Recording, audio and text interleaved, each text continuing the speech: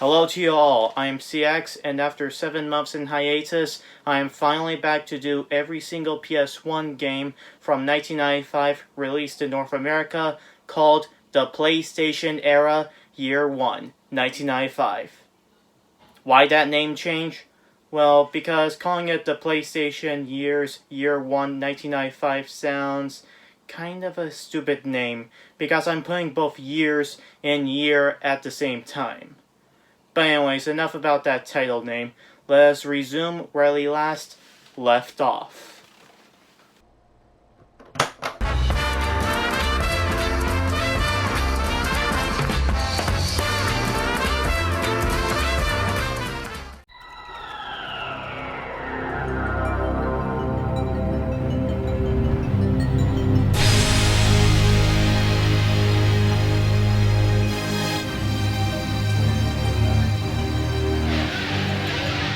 The next game, we enter back to the computer counterparts, turn home consoles. This time, it would be a port to one of the greatest first-person shooters of all time back in the mid-90s. And that's game number 26, Doom, based on the 1993 computer game of the same name and the second North American first-person shooter for the PlayStation. And no, Jumping Flash doesn't count, because it's a first-person platformer. Back on track, published by GT Interactive and Williams, and developed by id Software.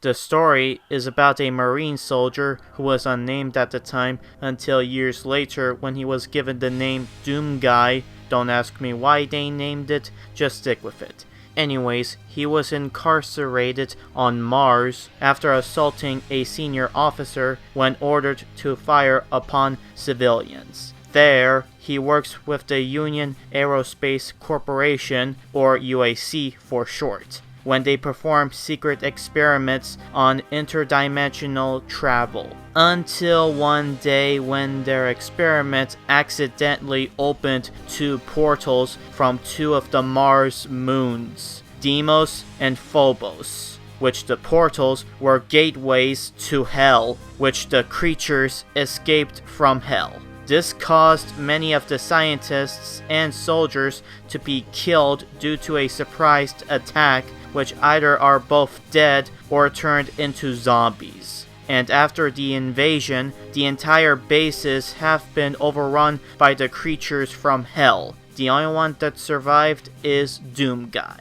Now it's up to him to shoot down all the monsters from the base and must find a way to shut down the gateways before the creatures would reach all the way to Earth. The development all started back in the early 90s from the gaming company id Software, which at the time were well known for the Commander Keen games and Wolfenstein 3D, with one of the lead programmers from id Software, John Carmack, wanted to make a brand new computer engine. Following the successful release of Wolfenstein 3D in May 1992, and most of the id Software team worked on the sequel, Spear of Destiny, since this game used the same engine as Wolfenstein. Soon after, Carmack began working on the company's next-generation graphics engine, with significant effort, choosing to isolate himself from the rest of the team for a long period of time in order to avoid distractions. He implemented various new features, including varying light levels and texture-mapped floors and ceilings, although this feature was later removed. Though he may have finished on a brand new engine, but however, this engine was not developed with Doom in mind. And in fact, Doom was not the first game to make use of it. It was actually 1993's ShadowCaster, which was published by Origin Systems, that were the first one to use the new engine. However, it was not developed by id Software. It was instead by Raven Software. which both of them back in the day collaborated with them and helping them out with the engine, which made Raven Software to start making games with its software, and even briefly moved to the same street as them, which lasted until 2009. After the release of Spear of Destiny in September 1992, development began in earnest, with the initial idea was to make a licensed game based on the sequel to 1979's Alien, Aliens, which was one of the team's favorite science fiction action films. And some negotiations were conducted with 20th Century Fox. Unfortunately, this plan was eventually abandoned in order to get more creative freedom. After that botched idea, Carmack conceived of the basic theme for the game would be demons versus technology. Doom was then imagined as a cross between Aliens and the team's favorite B-grade horror movie, which was a sequel to 1981's The Evil Dead, Evil Dead 2. The idea to include demons was also inspired by their most recent Dungeons & Dragons campaign, which had ended with demons overrunning an entire planet. Though everyone had agreed on the horror tech theme idea, but there was one person who almost didn't accept the idea, and that was the creative director, Tom Hall. The reason why that he wanted to continue the Commander Keen series with a third trilogy instead of a new IP game. But everyone said no, because they felt that the cartoon style of the Keen games would not do justice to the new 3D engine. This ultimately made Hall accepted to their horror tech theme idea and even set out to create the new game's design document, which he titled The Doom Bible, while the others were programming and creating graphics, making everyone on board to create the game. Though Hall agreed to work on the game, he wanted to create an elaborate story, which, unlike Wolfenstein 3D, having essentially been a plotless shooter, originally the story of the game was to take place on an alien planet called Taitenga, on which the United Aerospace Armed Forces, or UAAF for short, had 2 military research bases. Then, there would have been 5 playable characters with different personalities and abilities, which the names are, if I'm pronouncing them correctly, Lorley Chen, John Petrovich, Dmitry Paramo, Ty Barrett, and Buddy Dakoti, which the game would have started with the creatures from Hell suddenly bursting in while the 5 were playing cards. And finally, there would have been a total of 6 episodes, with storylines involving traveling to Hell and back through the gates which the Hellspawn used, and the destruction of Taitenga, for which the players would have been sent to jail. After Hall showing off the main story to the staff members and later the key members, the programmer Carmack completely hated it and disapproved of the detailed plot, in which he quoted, "Story in a game is like story in a movie. It's expected to be there, but it's not that important." This creative conflict ended with the others agreeing that Hall's levels emphasize realism at the cost of making the gameplay entertaining. Hall was forced to resign in the summer of 1993. As for the plot, it will just be a simple action-oriented and a plotless shooter game just like Wolfenstein 3D. There were also some concepts that Hall wanted, but were never made it out of the drawing board. Some of them would make their way to later id Software and Raven Software titles, according to the Doom Bible. To enable a large continuous world, the different areas would have been connected by a monorail instead of employing separate levels, which the hubs were later used in Hexen and Quake 2, and the monorail featured prominently in Doom 3. Included interactive computer terminals, which they would have later appear in Doom 3, a laser gun weapon which would have later become the Unmaker in Doom 64, and Hall's used concept ideas would be used after Hall left id Software, like Rise of the Triad, by Apogee, later renamed to 3D Realms, and Terminal Velocity by Terminal Reality, which was their debut game. For programming the game, they used Next workstations under the Next Step operating system. The final game engine was programmed in C, and the editing tools were written in Objective-C.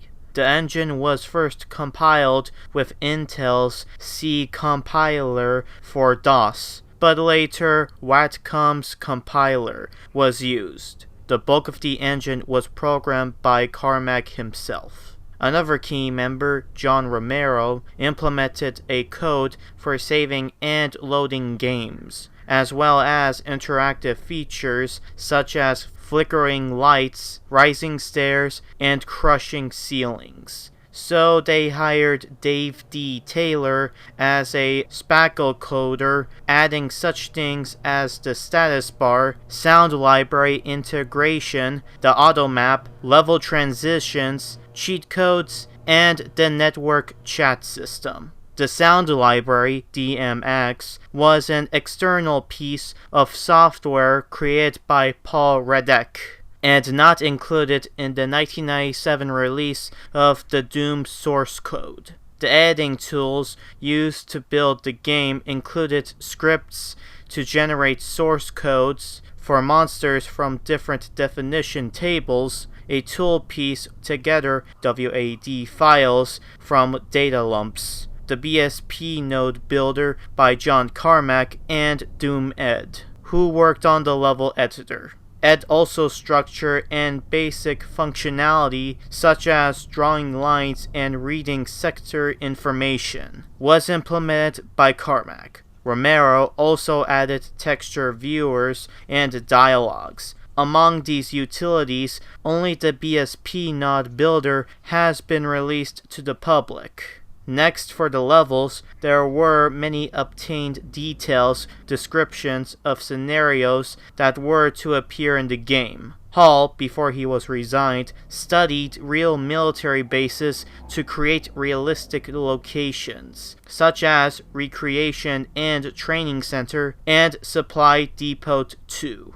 He then designed several levels, but as they were constructed and placed in the game, the others found them bland and uninspiring. Hall's levels were mostly flat and square, like Wolfenstein 3D, and decorated with real-life wallpapers, floor tiles, and office equipment. To show off the game's engine's capabilities, Romero instead began creating levels that were more abstract. The team settled on Romero's less realistic but more vivid style, which is found throughout the game's first episode, Knee Deep in the Dead. Romero only designed the levels for the first episode, being occupied with programming and other tasks. When Hall resigned, an extra level designer was needed in order to complete the game on schedule, and Sandy Peterson was hired about 10 weeks before release. In those 10 weeks, Peterson completed all the second and third episodes, and one level for the first episode,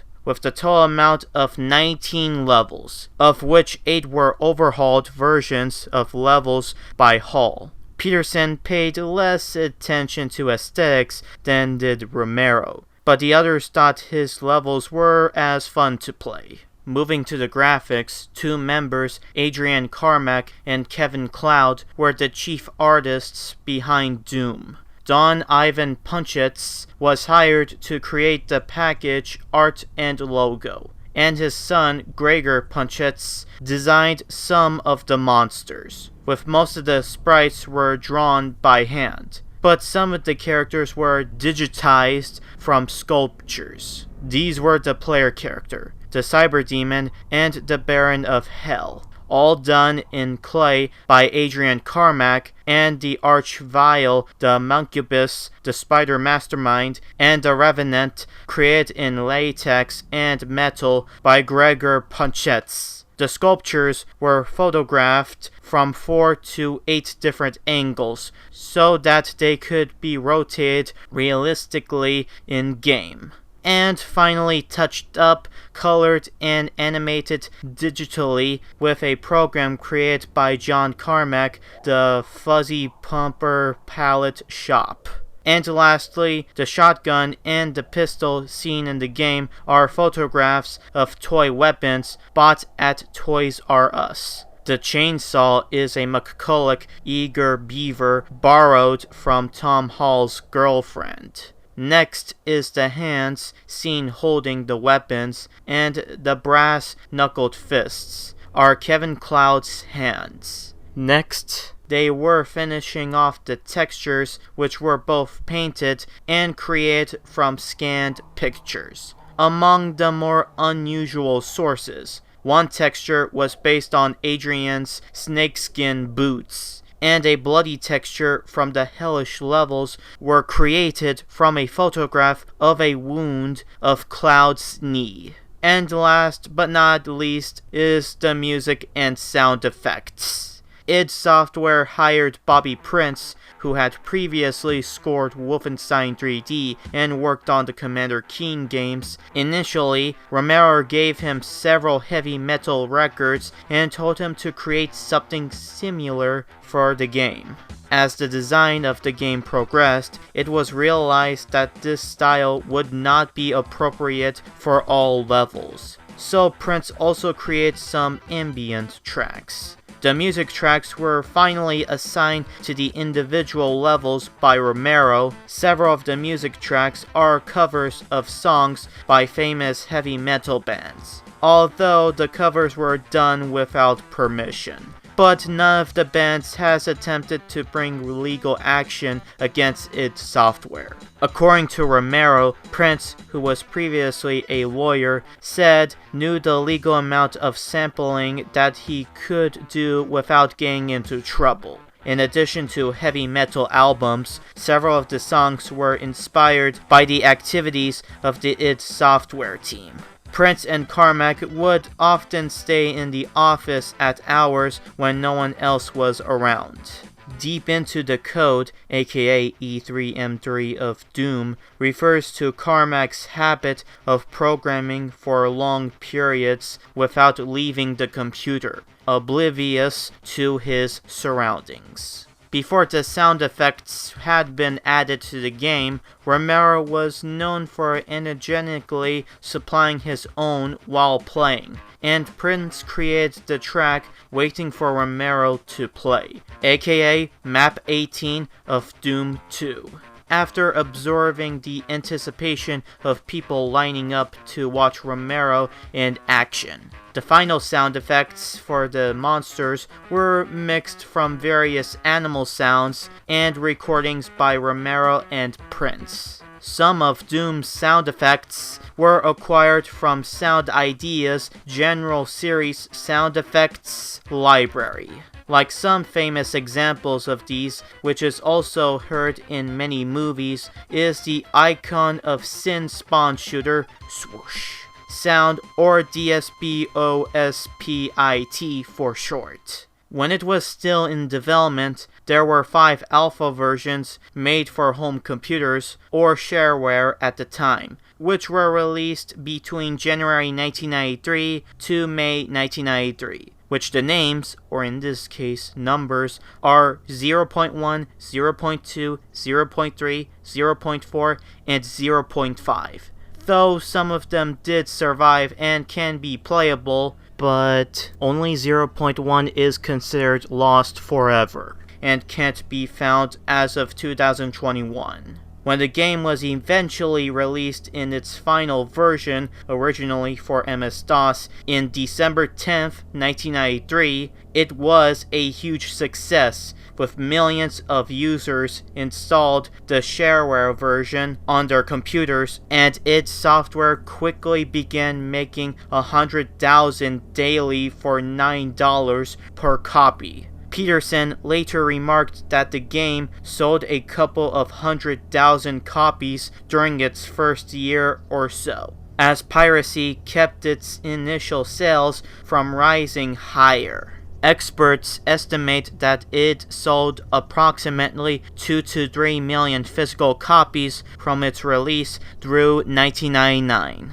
According to PC Data, which tracked sales in the United States, Doom's shareware version had yielded 1.36 million units sold and 8.74 million in revenue in the United States. This led PC Data to declare it the country's fourth best-selling computer game for the period between January 1993 and April 1998. The Ultimate Doom SKU reached sales of 787,397 units by September 1999. At the time, PC Data ranked them as the country's 8th and 20th best-selling computer game since January 1993. In addition to its sales, the game's status as shareware dramatically increased its market penetration. PC Zone's David McCandless wrote that the game was played by an estimated 6 million people across the globe, and other sources estimate that 10 to 20 million people played Doom within 24 months of its launch. The game was so popular that it even got attention to Bill Gates, who was the co-founder of Microsoft at the time. Aware of the game's popularity, that he helped to get more attention for the game by promoting it, and also to promote the Windows 95 by giving a presentation with Bill Gates showcasing it in a video presentation while digitally superimposed into Doom. These games are getting really realistic. Next year I might even play in the big Doom tournament. Yeah. Don't interrupt me. While the game was critically praised in the gaming public, it unfortunately stumbled across a ton of controversies, with the two major ones in 1994 and again in 1999. First was in 1994, when most of the people, including some parents, were outraged by the game during its heyday, due to its high level of graphic violence and satanic imagery, which generated controversy from a broad range of groups. Even most of the countries banned the game due to its gore and violence. Since this was coming at the time when during in the 90s most of the games were starting to become more violent, along with other games like Midway's Mortal Kombat 1 and 2, Konami's Lethal Enforcers, Digital Pictures' Night Trap, and some of Sega Genesis games that feature blood and violence, like The Immortal, Mutant League Hockey, Technocop, Eternal Champions, and the Genesis version of Mortal Kombat by entering a code. But the fact that Doom was released around the beginnings of the 1993 congressional hearings on video games, which was one of gaming's most infamous history that changed gaming forever, which lasted for almost 3 months, from December 7th, 1993 to March 5th, 1994. And seeing that Doom was released when this was happening at the time, yeah, that was a very bad timing for id Software. Luckily, this was quickly vanished to some of the people and parents, thanks to the creation of the ESRB, and was slapped an M for Mature rating as it was released for home consoles, mainly as a launch title for the upcoming Sega 32X. So, after that whole incident, the game's controversy remained quiet, with a slight view occasionally to some parents and religious groups. That was until the controversy was brought up again in 1999. Only this time, it would be one of the worst tragedies in American history, and would lead to serious issues that still goes on to this very day. Since this is a very sensitive topic to discuss, to those who are sensitive to hear about this controversy, I suggest skipping to this part if you don't want to hear about it. I'll give you about 5 seconds.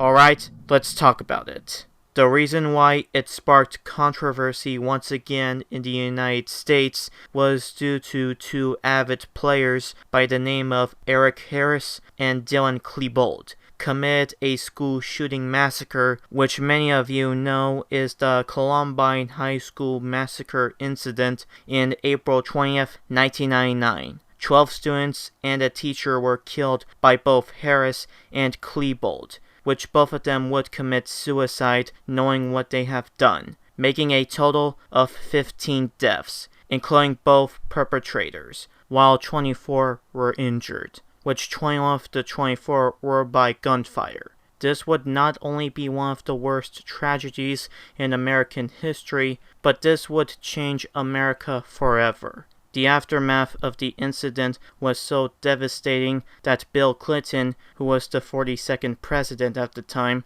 remarked about the aftermath of the massacre during a news conference, with many around the world shocked, terror, and sadness.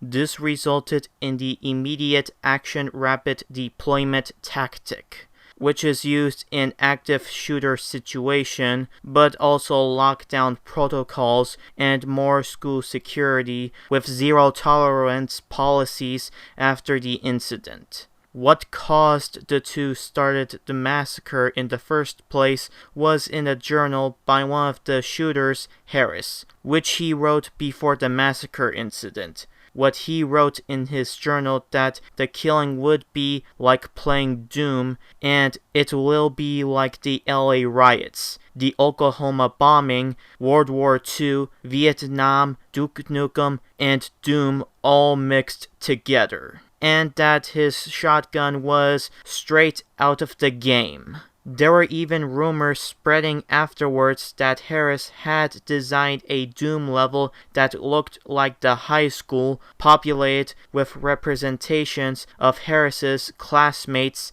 and teachers, and that he practiced for the shootings by playing the level repeatedly.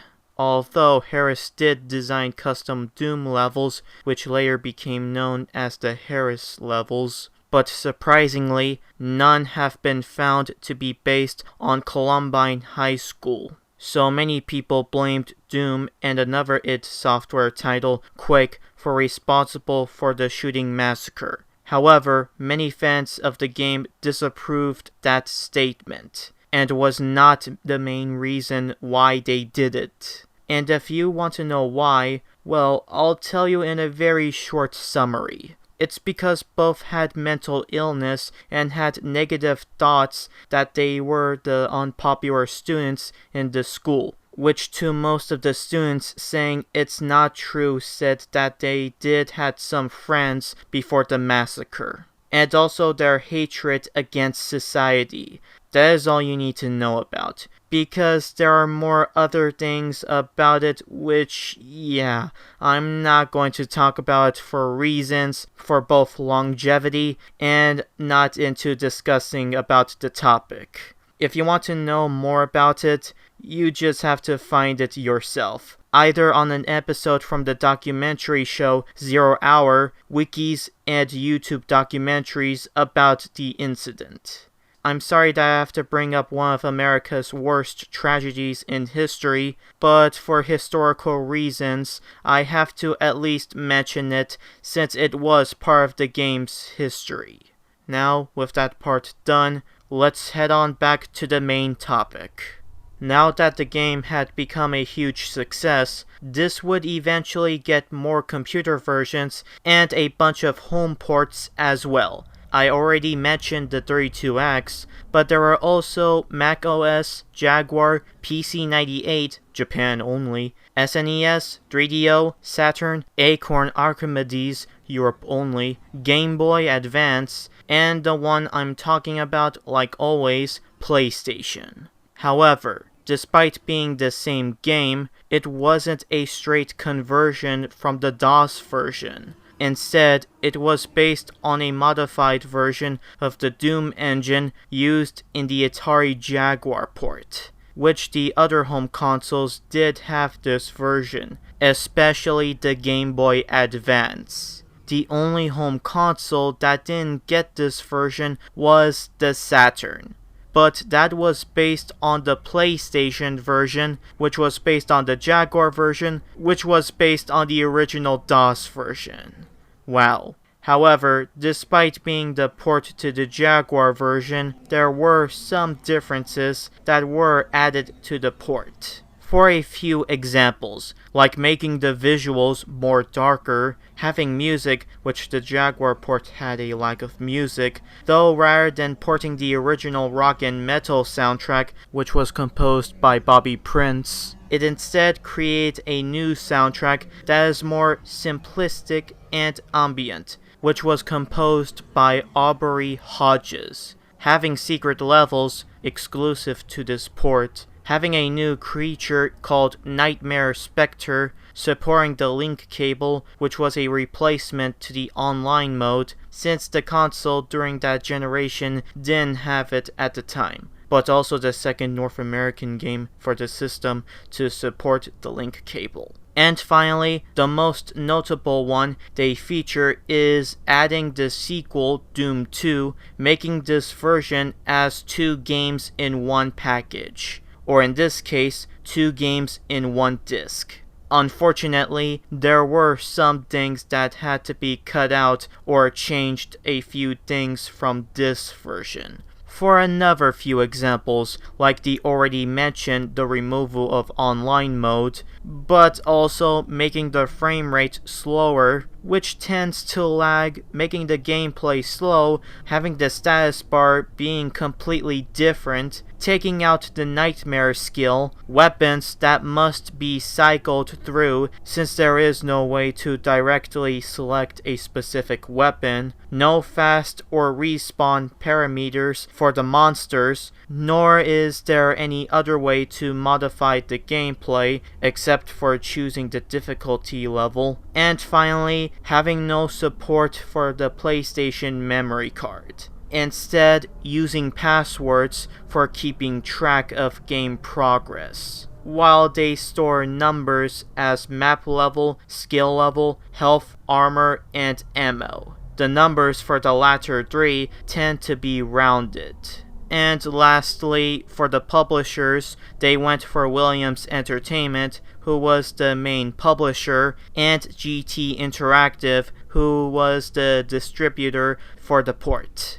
After porting this version for 6 months in development, when the port was released in North America in November 16, 1995, Europe in December 14, 1995, and Japan in April 19, 1996, it received critical acclaim, with critics concurring it to be by far the best console version of the game to date. Like Major Mike of GamePro gave it a perfect score in all 4 categories: graphics, sound, control, and fun factor, noting that it was not just a straight conversion, but a drastically reworked and comprehensive edition, as he said, enough new twists and turns to surprise even the most battle-weary Doom player. He also applauded the inclusion of Doom 2, the added levels, the much smoother graphics when compared to the previous console ports, the clear sound effects, the chilling music, and the precise controls. This eventually awarded it as the best PlayStation game of 1995 from GamePro. Another reviewer for Maximum found the port's most worthwhile aspects to be the huge number of levels. the use of the shoulder buttons for strafing, and the vastly improved audio. He also scored it a 5 out of 5 stars. Then, another reviewer for Next Generation said the PlayStation version succeeded in putting previous efforts for 32X, Jaguar, and especially Super NES to shame. With its high frame rate, impressive lighting effects, responsive control, deathmatch capability, and inclusion of Doom 2 and levels from Ultimate Doom. But he complained that the walls are sticky and that he was feeling burnt out on reviewing ports of Doom, and gave it 4 out of 5 stars. But then a year later, they raised the score to a perfect 5 stars. And finally, IGN gave it a 7 out of 10, citing the high frame rate, impressive lightning effects, use of the PlayStation Link cable, and inclusion of Doom 2 content. However, they criticized that the game was becoming old since the review was published a full year after the PlayStation version was released. The only one that had a change of mind of which is the best version was actually one of the programmers, John Romero, who said back in the day saying that it was best Doom yet, which was featured in the back cover. But many years later, he changed his mind and said in an interview, when asked about this, he stated that his opinion is the PC original is the best because of superior control. Now with all that history, controversies, differences, and reception done, does this port still hold up today? Well, let's get on to this review right now. The graphics, for the most part, does run perfectly decent and does go about 60 frames per second, just like the computer port, despite being a Jaguar port. The enemies look the exact same, the textures are identical, almost, the dead creatures you killed are alike, and the items like health packs, weapons, and armor is, you guessed it, the same. There are only 2 flaws that sometimes ruins the flow of the game. The first flaw is that some areas are a bit too dark. Now I know the original PC version had this too, but you can at least see where you're going. But since this version is a lot darker, it's very hard to see where you're going, especially when you're trying to kill the enemies. And the second flaw is the frame rate. Now, I already mentioned that it runs decent and accurate to the original.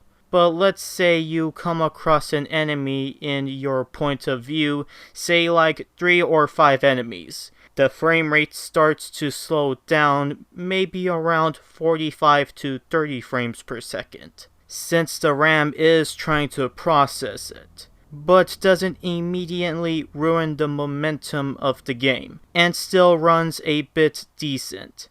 However, when there is more like 10 or 15 enemies, that's when the frame rate starts to get a lot choppy, like between 25 or 10 frames per second, because of how many enemies there are in your point of view. And no, even when you killed those said enemies, the frame rate will still be choppy, because of the dead bodies of the enemies in your surroundings. In order to get the frames to be set back to 60, you just have to not look at the bodies in your point of angle, so that way the frames will reach back to 60. Thankfully, there aren't that many levels that have more than 15 enemies. So at least it doesn't happen that much, until you reach the final levels of the game.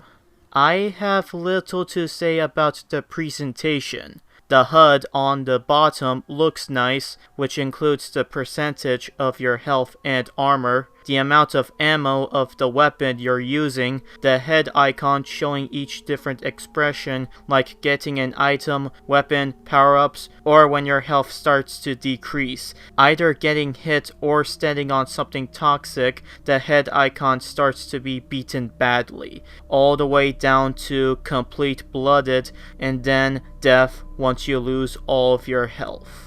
And last is the weapon icon, which there are 8 and shows a white bar, meaning that you're using that said weapon.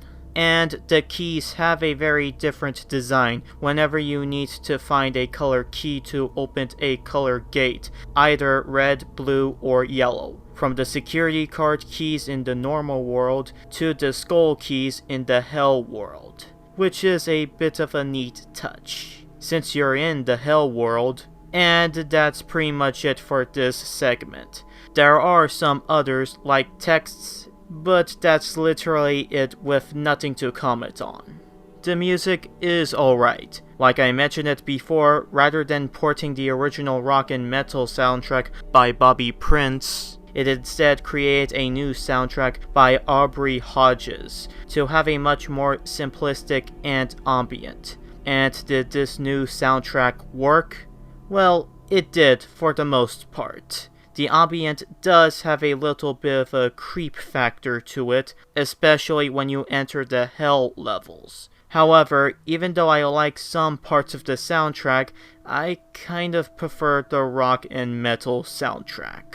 It's just that memorable compared to the simplistic and ambient soundtrack, since there are some parts of the soundtrack to be a bit boring to hear. No offense to Hodges and all, what I think should have happened is maybe have a music option to feature both Prince and Hodges songs. Either you want to hear the metal version, the ambient version, or a combination of both. Like say that you're in a level with a lot of action, it plays the metal themes. Or if you're in a level with a lot of silence, it plays the ambient themes. Hey, that could have worked in this version and would have been a nice touch to it, but overall, it's just a decent soundtrack, with some okay to fine tunes. And finally, the gameplay.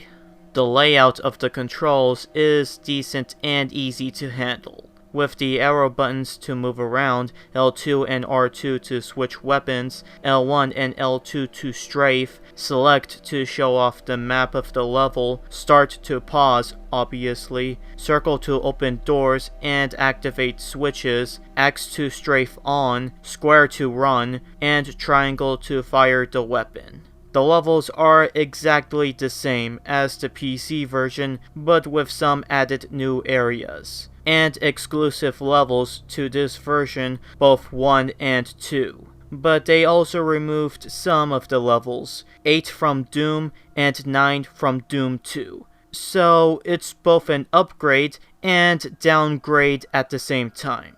What a very strange thing if I say so myself. As for the game, it's a lot of fun. Shooting a lot of enemies, getting new weapons and power-ups, and even to that point that you're OPing the game. Other things that I like despite me being okay with the soundtrack does have a lot of suspense and adrenaline while playing this version, and mostly get shocked whenever an enemy appears by opening gates or activating a switch by surprise, without making a sound. Especially stronger enemies like the demons, which are called Spectre or Pinky, depending which different color variations you encounter, which kind of gave me a bit of a scare due to how they're designed, and the sounds they make are very frightening, but in a creepy way.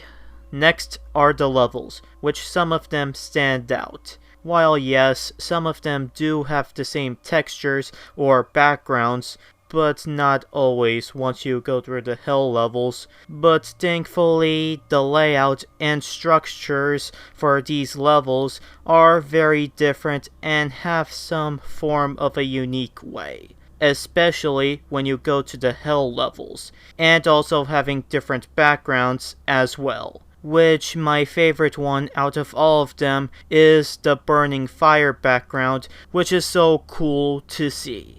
And finally, the weapons are great and completely useful in the game, which the weapons are pistol, shotgun, double-barreled shotgun, chain gun, rocket launcher, plasma rifle, chainsaw, and the most iconic weapon of the series, the BFG 9000, aka the Big Gun 9000, which can eliminate almost every creature in the area when using it. There are also power-ups as well, like the radiation suit, which for a limited amount of time can be able to walk through the toxic ooze and lava for some reason because game logic, without getting damage. A backpack that can increase the amount of ammo you carry, a computer map that will update your auto map with a complete map to the entire area in the level, which also includes the area that you have never been before, and secret areas. Light amplification visors that you could see clearly even dark areas, but again, like the radiation suit, only has a limited amount of time. And finally, the Berserk Pack, which not only heals you back up to 100%, but the screen turns red and gives you super adrenaline and muscle power by using your fist attack to punch through enemies with one hit. Meaning you could beat through every enemy type in the game, as long as you're not beating up enemies who are much stronger than you. And lastly, there are these soul orbs that can increase your health not reaching to 100% but to 200%, which doubles your health bar. Just find as much soul orbs and you could max your health to double the percentage. Now, with the things that I like, comes in the things that I don't like and sort of hurts this PlayStation port. Well, at least for me anyways, since I'm very new to the Doom series. I already mentioned that some areas are too dark, so I won't repeat myself, but the other issues that when you die, which you have unlimited continues by the way, and respawn, all your weapons, except for your pistol, are gone and must find them again in the level. However, during the earlier levels of Doom 1 and 2, it's not that big of a deal, and could simply find most of the weapons again. But in the later levels, it's very hard to find, due to a large number of enemies surrounded in the area. Once you ran out of ammo, you're screwed. And the only option to kill the enemies are your bare fists. But that won't do and still end up being dead, especially with the enemies who are much stronger and takes a lot of damage to kill. And last but not least, there are no checkpoints in the game.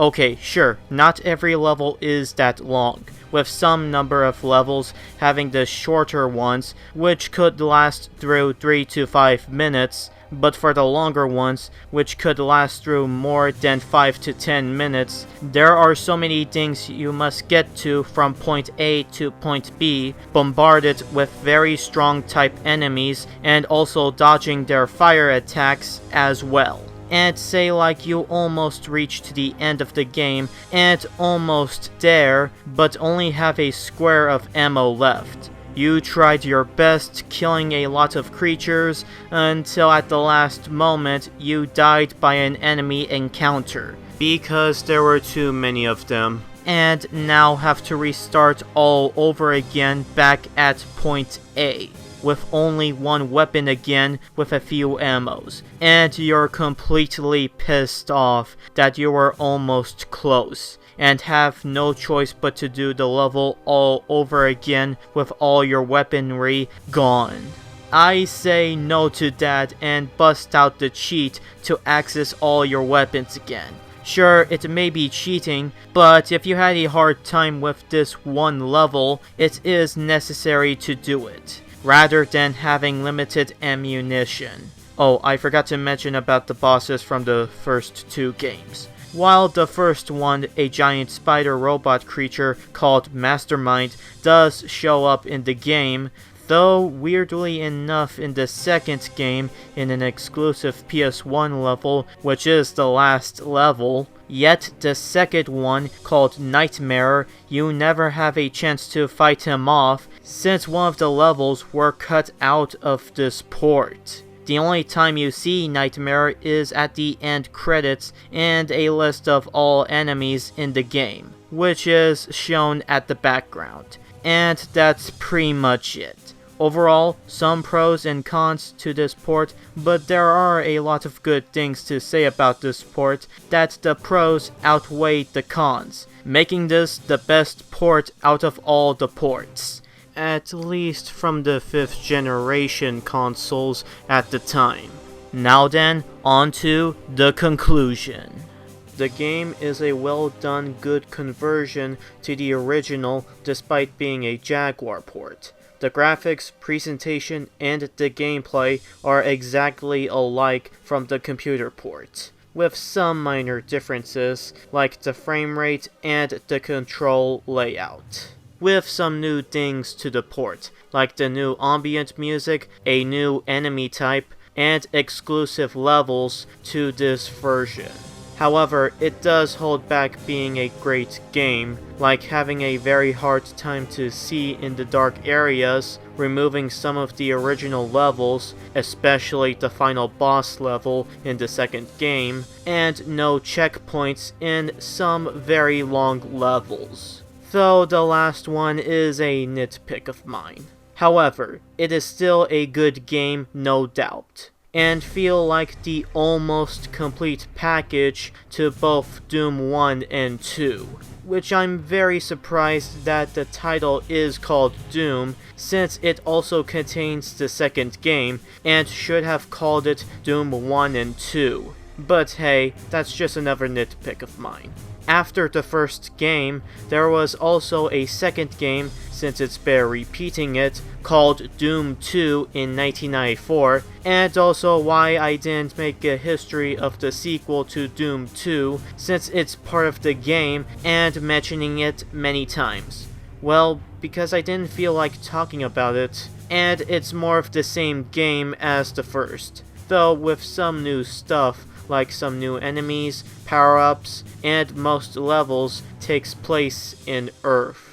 Next was Doom 64 for the N64 in 1997, which is not a port to the original version, but rather its own thing, with redesigned enemies that look even more frightening, the same ambient music from the PS1 port, and all brand new levels, though not technically part of the main installment to the series, but got to at least mention it. Then there was Doom 3 in 2004, which is the darkest entry to the series and also the least memorable game in the entire series, but it's not bad. It's still good as the previous two entries. Then years later, there was Doom 2016, which was supposed to be the 4th installment to the series, but it was changed and serves as a remake to the series, and many say that it's the best in the series. And finally, there is the recent entry, Doom Eternal in 2020, which became even more successful than Doom 2016, thanks to being released alongside with another game, Animal Crossing: New Horizons, and also that it was the beginning of a certain pandemic that was happening and still going on as of 2021, with the stark contrast in tone between both games combined with them being released on the same day, prompted fans of both series to celebrate and coincide it by creating light-hearted crossover art featuring Doom's Doom Guy and Animal Crossing's Isabella as best friends, which was a thing back in 2020. And also shocking that both series were their 5th main installments, which I just wanted it to point it out. You may think that I'm done talking about this series, but actually no. There's still one more thing in the series, and that's Final Doom, released in 1996, originally for MS-DOS, then got a PS1 port a few months later, and it was not developed by id Software themselves, but was made by Team TNT, but we'll come across that game in the future. So, with everything said and done about this near great port to the original MS-DOS version, I give my official rating a 4 out of 6.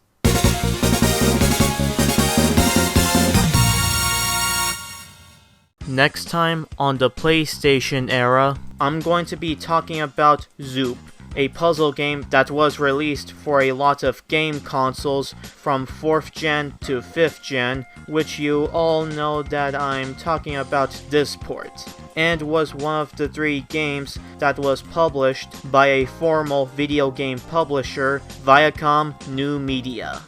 Why do I have a troubled feeling that I might get a copyright takedown?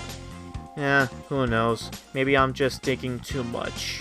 Thanks for watching.